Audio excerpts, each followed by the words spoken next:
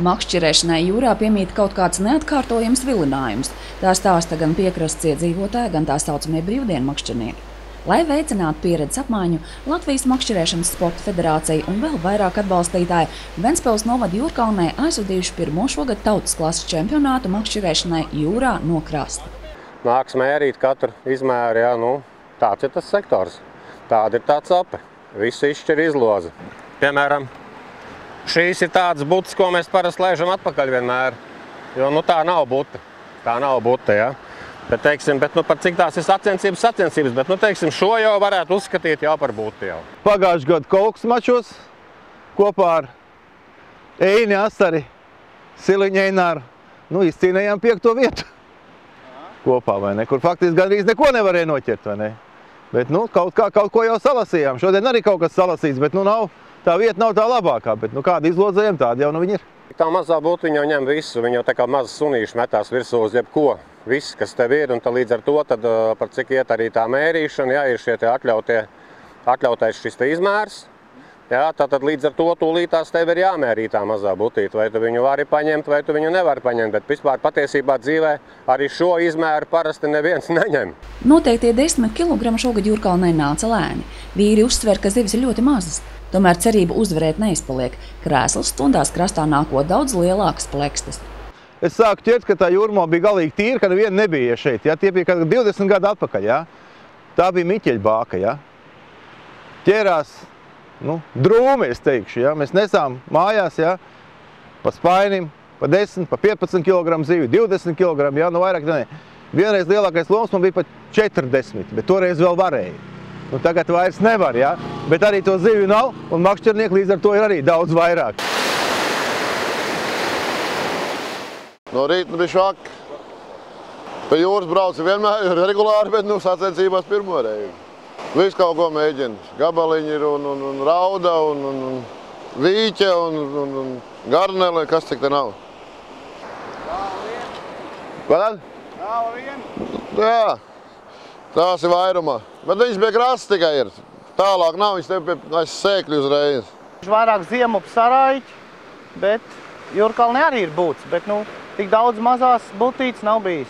Makšķerēšanai varētu būt bišķi lielāks vilnīts, lai skalojās un ziltiņi barojās.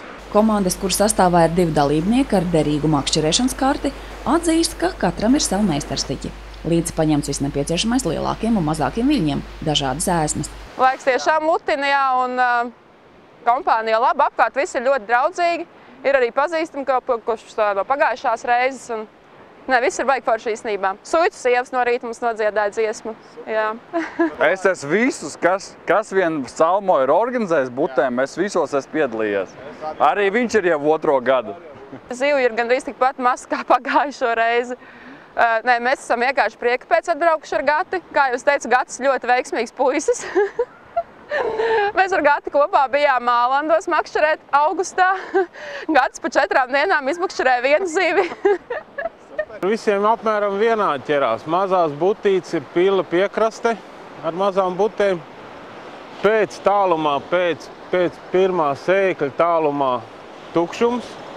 Starp pirmo un krastu visu laiku mazās butītes ķerās uz strimolām, uz reņģītēm, uz brētliņām ķerās.